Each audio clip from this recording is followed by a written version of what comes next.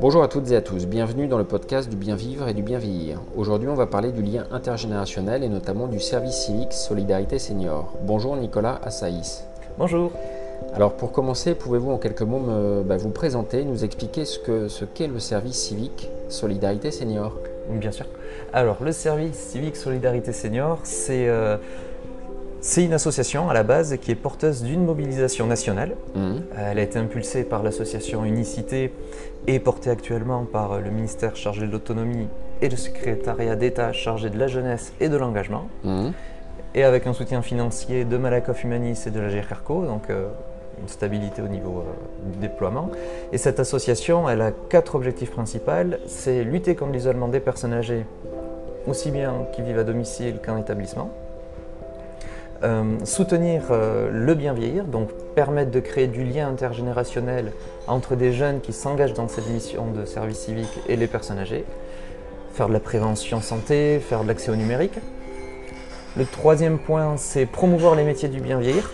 Parce que les jeunes qui rentrent en mission, ils vont rencontrer des professionnels qui interviennent auprès des personnes âgées, donc ils vont pouvoir découvrir des métiers, discuter avec les professionnels et avoir leur retour réel de leur travail. Et le quatrième point, c'est plus des questions philosophiques pour les jeunes aujourd'hui, qu'est-ce que c'est la solidarité, qu'est-ce que c'est la fraternité, qu'est-ce qui met derrière les notions d'engagement. Donc, on les accompagne sur cette réflexion-là pour les soutenir après dans des futurs engagements bénévoles ou d'autres actions volontaires au niveau européen ou international. Alors du coup, à qui concrètement cela s'adresse? Qui et comment peut-on faire appel à vous? Alors ça s'adresse, on va dire, à 3 publics. La mobilisation, elle est ouverte aux structures qui accueillent les personnes âgées, donc les EHPAD, les résidences autonomie, les CCS, ça fait toutes les structures qui sont associatives ou publiques. Donc là, nous, on est là pour les accompagner, pour qu'ils accueillent des volontaires. Donc c'est dans la question de la mise en place des missions, du recrutement des jeunes, du suivi des jeunes durant la mission, de la formation des tuteurs et la formation des jeunes aussi. Donc ça, c'est le premier public. Le second public, c'est les volontaires eux-mêmes, donc les jeunes qui ont envie de s'engager. Donc c'est des missions qui sont proposées pour des jeunes qui ont entre 16 et 25 ans ou 30 ans quand ils sont en situation de handicap. Des missions qui durent de 6 mois à 9 mois, 24 heures à 28 heures hebdomadaires. Il y a une indemnité de 600 € de base qui peut évoluer en fonction de la situation du jeune. Et on met également un socle de formation parallèle pour amener une qualité supplémentaire à la mission de service civique pour le jeune. Donc si je fais une petite parenthèse sur les plus jeunes, donc on est d'accord que tous les plus jeunes, finalement tous les jeunes entre 16 ans et 25 ans peuvent y participer. Oui. Peuvent s'impliquer, peuvent s'engager auprès des seniors. C'est ça. D'accord. Et du coup, donc vous m'avez parlé des structures, vous m'avez parlé donc des plus jeunes. Et donc la troisième… c'est les personnes âgées. Les personnes âgées. C'est les personnes des EHPAD, les personnes qui sont à domicile. Donc c'est des personnes qui ont 60 ans ou plus. Et donc c'est vraiment retraités, on va dire futurs seniors, personnes âgées. Voilà, c'est tout type de personnes, on va dire de plus de 60 ans. Voilà. Ok. Et du coup, quel est l'intérêt pour les jeunes et l'intérêt aussi pour les seniors de faire appel à vous au service civique, justement? Alors pour les jeunes, leur intérêt, c'est pouvoir se rendre utile, s'engager dans une mission d'intérêt général, apprendre de nouvelles compétences parce que les missions sont quand même longues, donc ils vont être amenés à gérer des projets, créer du lien, faire des actions très spécifiques aussi bien au niveau individuel que collectif, tout dépend de ce qu'ils souhaitent faire. Et ce qui est intéressant, c'est qu'ils ont un statut volontaire, c'est-à-dire que ce n'est pas des bénévoles et ce n'est pas des salariés. Donc on ne peut pas attendre d'eux d'avoir des objectifs spécifiques à atteindre ou des compétences professionnelles. Ils sont recrutés sur leur motivation, c'est l'unique élément de recrutement. Et après, ils sont là pour découvrir un milieu, découvrir des professionnels, mener des projets qui les intéressent réellement. Ils sont un peu la cerise sur un gâteau. C'est-à-dire que s'il n'y a pas la cerise, le gâteau il est très bon, mais là c'est le petit truc en plus qui va amener le lien de convivialité, qui va amener l'humain dans les foyers ou dans les structures. Parce qu'aujourd'hui on voit vraiment que, notamment quand je prends l'exemple de l'EHPAD, les soignants, les travailleurs qui sont présents ils sont pas assez nombreux, ils ont beaucoup de choses à faire, donc ils sont vraiment sur l'opérationnel. La majorité sont rentrés avec cette volonté humaine, mais qui n'ont plus le temps de faire. Et on voit que les volontaires, quand ils rentrent en mission, ils ramènent ce petit lien humain, ce petit lien de convivialité vraiment auprès des gens. Et il y a des effets super positifs, hein, parce qu'on voit des personnes âgées qui prennent plaisir à se lever, à se pomponner, à être en relation. C'est ce que j'allais dire, du coup, quel est l'intérêt du coup pour les personnes de plus de 60 ans justement de faire appel à des jeunes finalement pour qui viennent les voir, alors soit en structure, soit à domicile? Recréer le lien en fait, c'est voir qu'il y a un jeune qui s'intéresse, qui s'engage, qui prend de son temps pour venir la voir elle ou eux. Et ça amène vraiment, ça recrée du lien social. Alors prenons un exemple, si un jeune voilà, d'une vingtaine d'années, il va donc à domicile faire son engagement, son service, on va dire. Il passe par exemple 1 heure ou 2 heures ou 3 heures avec la personne plus âgée. Et du coup, qu'est-ce qu'ils font? Ils échangent, elle peut l'aider sur des tâches du quotidien. J'imagine qu'ils échangent aussi, même ils discutent peut-être de l'actualité ou c'est des choses pas forcément que fonctionnelles, on va dire. Oui, c'est principalement ça, c'est vraiment de la discussion. S'ils ont envie de partager un temps de jeu de société, de raconter leur histoire de vie, ils peuvent. S'ils ont envie d'aller faire une activité culturelle à l'extérieur, le jeune peut accompagner la personne. Okay. Il y a vraiment un point de vigilance à avoir, à l'inverse, c'est que les volontaires, quand ils sont en mission, ils doivent pas faire des actions professionnelles, c'est-à-dire qu'ils ne vont pas venir faire la cuisine avec la personne. En structure, c'est pas leur rôle non plus de faire les toilettes. Tout ça, c'est des fonctions professionnelles où il faut être formé pour. Nous, les volontaires, ils ne sont pas du tout sur ça. D'accord. C'est vraiment partager. C'est vraiment l'échange, la convivialité qui répond d'action, j'imagine, qui répond à un sentiment de solitude, on va dire. Oui, et des envies en fonction de ce que la personne âgée a envie de faire. Ce que le jeune sait faire et veut partager également. Par exemple, je disais, ils ne sont pas là pour faire la cuisine. Ok, mais si il y a une personne qui aime préparer des gâteaux et qu'un jeune aime faire de la cuisine, ils peuvent faire un temps de la cuisine ensemble, échanger, partager un bon moment. Et est-ce que, du coup, alors on a oublié un petit peu d'en parler, mais depuis combien de temps du coup ça existe, hein, de deux ans et demi, c'est ça? Voilà, c'est ça. L'association a 2 ans aujourd'hui, donc elle est très jeune. Et sur les départements des Pyrénées-Atlantiques, ça fait 1 an et quelques mois qu'on est en action locale. Et donc de par votre expérience, est-ce que vous avez des profils types, par exemple, de jeunes? Ou alors, à l'inverse, des profils types des personnes plus âgées? Est-ce qu'il y a plutôt des hommes, des femmes, des filles, des garçons, plutôt pour les jeunes, on va dire autour de la vingtaine ou 25 ans, pour les plus âgés autour de 60 ans ou 70 ans? Est-ce qu'on peut sortir comme ça quelques profils types? C'est super varié. C'est très très varié. Pour les jeunes, ça dépend vraiment. Étant donné qu'en plus on fonctionne toute l'année, il y a des associations qui font partie de la mobilisation. Je pense à Unicité par exemple qui est très très professionnelle dans ce domaine-là. Ils lancent les missions et le recrutement des jeunes sur les périodes d'année scolaire. D'autres structures, des EHPAD notamment, ils lancent leurs missions un peu n'importe quand dans l'année en fonction de leurs besoins. Et les profils des jeunes, on peut avoir des jeunes qui ont une volonté un projet professionnel déjà établi en géronto par exemple. Une personne qui a envie de faire infirmier et veut se spécialiser auprès des personnes âgées, il vient faire un service civique pour valider le public. Voir si vraiment la personne âgée, entre ce qu'elle pense et le réel, ça match. Il y a d'autres profils de jeunes qui sont complètement paumés, qui ont dit je ne sais pas quoi faire, j'ai 16 ans, j'ai arrêté l'école parce que l'éducation nationale ça ne me convient pas. Là on va apprendre par le faire, par l'expérimentation, et nous, notre rôle c'est aussi accompagner ces jeunes sur leurs projets d'avenir. C'est-à-dire qu'on met en place des temps de formation et un accompagnement individuel pour dire qu'est-ce que le jeune il aime, vers quoi il veut aller et comment on peut l'accompagner pour y aller. Et tout ce qu'il va réaliser durant sa mission, il va développer des savoir-faire, des savoir-être, des compétences.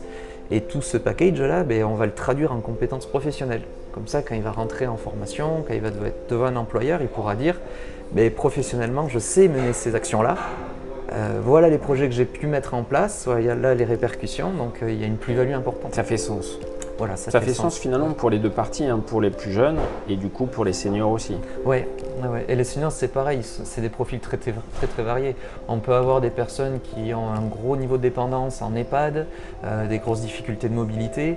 Et donc là, les jeunes, ils vont aller dans les chambres individuelles pour pouvoir discuter, pour avoir un petit contact physique, pour pouvoir lire l'actualité ou permettre à la personne de raconter sa vie parce qu'ils ont des vies extraordinaires qu'ils aiment partager et les jeunes sont très friands de ça.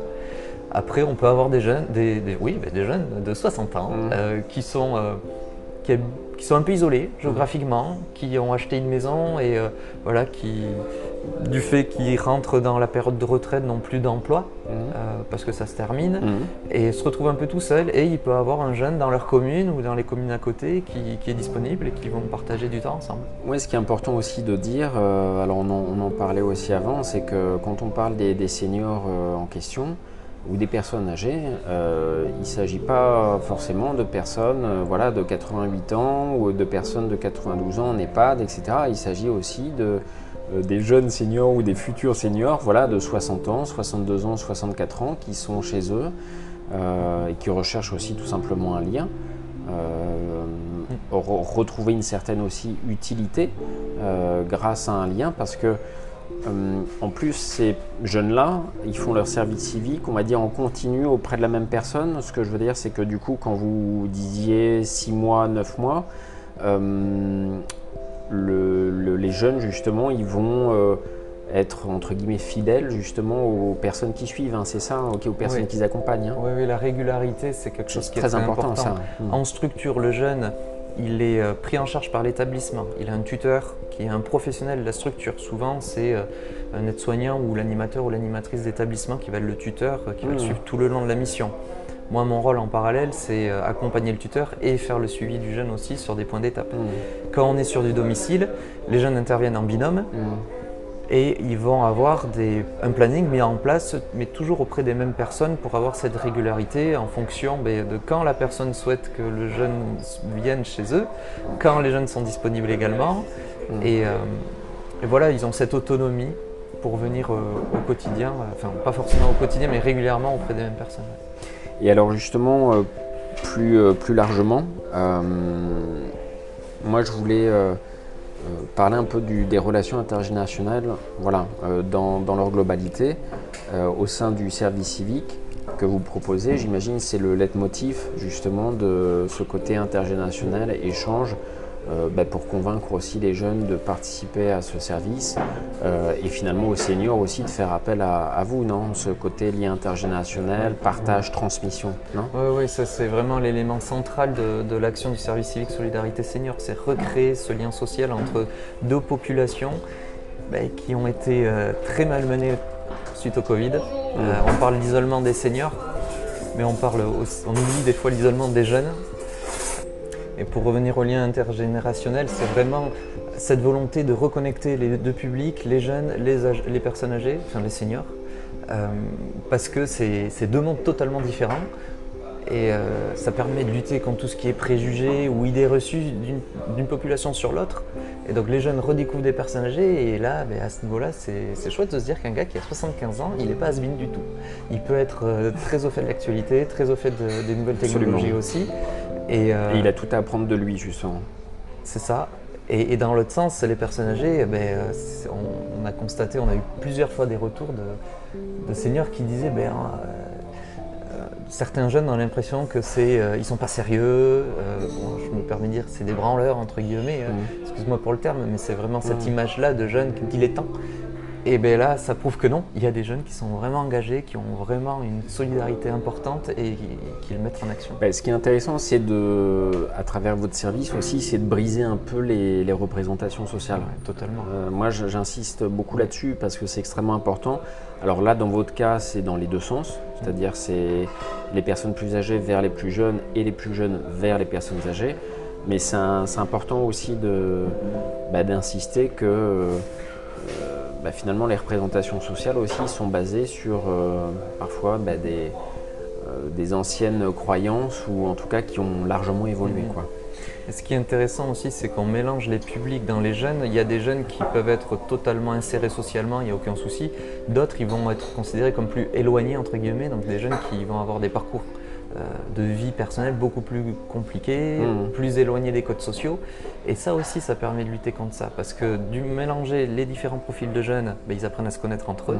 Et après, quand ils s'extraient vers les publics qu'ils accompagnent, là aussi, ça fait évoluer la vision. Et je dirais que ça va plus loin, ça renforce l'intelligence collective, parce que la confrontation des visions des deux générations, ça va permettre peut-être de trouver des solutions à des problématiques de société aujourd'hui, et que chacun, avec la vie qu'ils ont, avec le regard de l'avenir aussi qu'ils ont, ils vont amener des solutions. Et justement, est-ce que vous pensez que dans la société actuellement, l'intergénérationnel a évolué, c'est-à-dire au sein des familles, au sein des quartiers, des villes, au sein des entreprises, au sein des organisations ou des structures? Quel est votre regard là-dessus? Moi, alors là, c'est purement personnel. J'ai l'impression que ça s'est perdu par rapport à certaines époques, mais aujourd'hui, on a envie d'y revenir parce qu'on voit vraiment que c'est important. Et parce que le paradoxe de société dans lequel on est aujourd'hui est très violent. Et donc, recréer ce lien-là, notamment par l'intergénérationnel, renforce la solidarité. On l'a écrit sur notre panthéon, solidarité, fraternité, égalité. On s'inscrit tout à fait dans cette démarche-là, mais pour la rendre actrice par les personnes. Disons qu'en plus, alors on en parlait un petit peu tout à l'heure, mais quand on faisait un petit peu un clin d'œil sur la cuisine, etc., c'est-à-dire que finalement les plus jeunes générations ont tout à apprendre aussi des plus anciennes générations, même au niveau professionnel, je veux dire, finalement une personne de 60 ans, de 55, 60, 65 ans, 70 ans, c'est une personne qui, en général, a travaillé 25 ans, 30 ans, 40 ans dans une entreprise ou dans un domaine d'activité, qui ont des compétences techniques, des savoirs, beaucoup de savoirs, de connaissances, des savoir-faire aussi, qu'elle peut transmettre, des savoir-être aussi, on en parlait tout à l'heure. Et ça, effectivement, c'est une expérience extrêmement riche aussi d'apprendre à leur côté.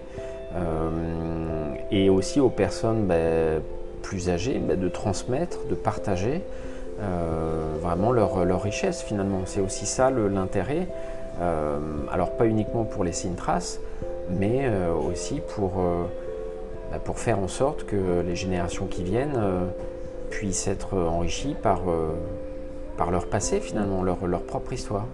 Tout à fait, oui. Et alors, finalement, la retraite est souvent abordée d'un point de vue médical, physique ou technique. Quelle est selon vous la place du bien-être mental justement dans le bien vieillir? C'est indispensable. La force du mental. Ah ouais, la force du mental.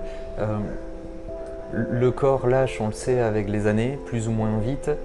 Et les épreuves de vie font que on peut se laisser aller et aller peut-être plus rapidement vers la fin. Quand on retrouve cette flamme de vie, cette étincelle-là de bien-être, ça permet de continuer et de se sentir utile pour chacun. Et les retours que j'ai des jeunes, quand il y a même des personnes qui rencontrent au domicile ou en structure, c'est qu'ils constatent qu'il y a le sourire qui revient. Il y a la volonté de faire attention à soi, de recréer du lien. Il y a eu des jeunes qui ont rencontré au début des personnes dans leur chambre de manière individuelle qui étaient totalement coupées de la relation sociale avec les autres personnes. Mais par le jeune, il y a eu cette volonté, il y a eu un lien de confiance qui s'est établi. Ils ont partagé des temps et le jeune progressivement a invité la personne à revenir dans le collectif. Et l'objectif à moyen terme, c'est que la personne après, quand le jeune s'en va, parce qu'au bout de 9 mois il n'y a plus de mission, que la personne ait pu réintégrer du collectif et se sente bien avec les gens avec qui elle vit. Et ça a redonné une dynamique, on va dire. Oui, voilà, c'est ça.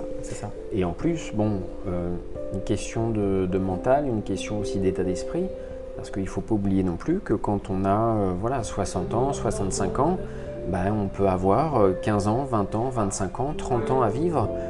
C'est toute une vie. Donc aussi retrouver du sens et une utilité. Alors c'est pas tout le temps facile non plus seul, on va dire, de retrouver du sens et une certaine dynamique aussi. Et moi je remarque aussi de nombreuses personnes autour de la soixantaine font face à de nombreux bouleversements. Donc ça peut être aussi la retraite, la fin de vie de leurs propres parents, des épisodes dépressifs, un éloignement des enfants aussi, une relation compliquée avec le couple parfois, des addictions ou des maladies. C'est vrai que c'est des bouleversements très difficiles à gérer seuls. Même quand les personnes sont en couple, il y a parfois aussi un sentiment de solitude même dans ce cas-là. Et ça occasionne du stress. C'est une difficile aussi gestion des émotions, ça arrive parce que parfois on a enfoui aussi sous le tapis entre guillemets beaucoup d'émotions et elles ressortent aussi au moment de la retraite. Et du coup, je voulais vous poser la question, quelle est selon vous l'importance d'un accompagnement extérieur, d'un accompagnement notamment relationnel, émotionnel pour les personnes qui prennent de l'âge justement? Je dirais même pour les jeunes aussi à certains niveaux. Pour ma part, je trouve que c'est important et même c'est à un certain moment de notre vie, c'est indispensable. C'est pourquoi on ne s'autorise pas en fait à avoir cet accompagnement, cette aide extérieure qui nous permet, sans jugement, avec bienveillance, de faire un recul sur notre vie, faire un petit stop et observer ce qui va pas. Et sur ce qui va pas, enclencher un travail pour pouvoir être heureux en fait, parce que même s'il nous reste 15-20 ans, l'objectif c'est quoi l'objectif de la vie? Selon moi c'est être heureux au maximum et de le partager, parce que quand on est heureux nous, on aide les autres à l'être également. Et l'accompagnement de personnes extérieures, comme ce que tu es en train de faire, c'est indispensable pour chacun, parce que on ne voit pas forcément quand on a des difficultés, on sait qu'il y a quelque chose qui ne va pas, on pense qu'on est assez fort seul pour les surmonter, mais juste avoir une personne qui écoute, c'est un élément qui peut aider. Et c'est surtout de l'écoute constructive, et c'est aussi de briser un peu la représentation de la parole finalement, qui parfois est freinée, qui parfois est détenue. Alors qu'à un moment donné, on peut se sentir plus fort que prévu, on se dit qu'on peut tout faire tout seul, on peut se dire que on peut s'en sortir tout le temps tout seul de son côté, et que finalement on a vécu sans être accompagné, sans être écouté, parce que c'est aussi la vérité.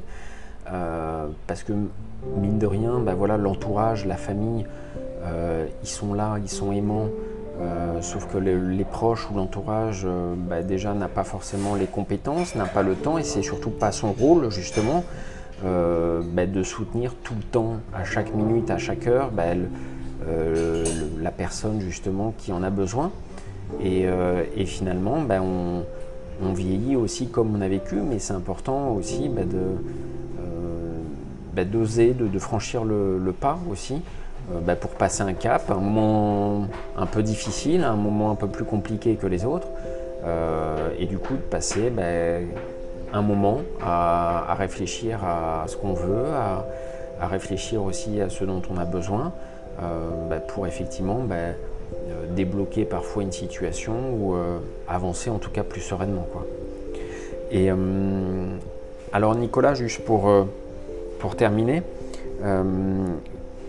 que pourriez-vous, dire à nos auditeurs s'ils veulent faire appel à des jeunes justement pour leurs parents ou pour eux-mêmes évidemment, si j'ai 65 ans et voilà, je veux faire appel à vos services, ou à l'inverse, si des jeunes justement qui nous écoutent veulent s'impliquer auprès des seniors, quelle démarche à suivre, quelle modalité suivre? Alors pour parler de l'information, c'est le point de départ, c'est pour les personnes qui ont de la famille ou eux-mêmes, ou même les professionnels d'établissement.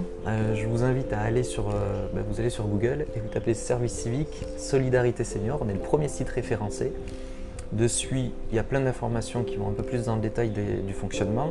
Et en haut à droite, il y a un petit bouton noir où il y a écrit Contact. Vous cliquez là-dessus, il y a quelques informations à remplir et vous serez mis directement en contact avec le chargé de développement du territoire où vous habitez. Et suite à ça, il reviendra vers vous pour amener toutes les informations, faire des rencontres. Pour les jeunes, je vous invite à aller sur le site de l'agence du service civique. Et là, il y aura toutes les offres de service civique, donc aussi bien en solidarité senior que dans l'environnement, l'accès au numérique, la culture, enfin il y a pléthore d'offres sur toute la France. Et on peut chercher par lieu géographique, par public. Et après, les jeunes qui sont intéressés peuvent candidater et leur candidature est relayée vers les associations qui proposent les missions. Et les missions sont assez détaillées au niveau de l'action qu'ils mènent et au niveau de tout s'il y a des formations complémentaires, la manière d'être accompagné, etc. Nicolas, c'est très clair. En tout cas, pensons au lien intergénérationnel. Pensons aussi au service civique, Solidarité Senior. Pensons aussi à être accompagné, voilà, à tout âge, c'est important. Merci Nicolas. Merci à toi. Et à très bientôt. Au revoir. Au revoir.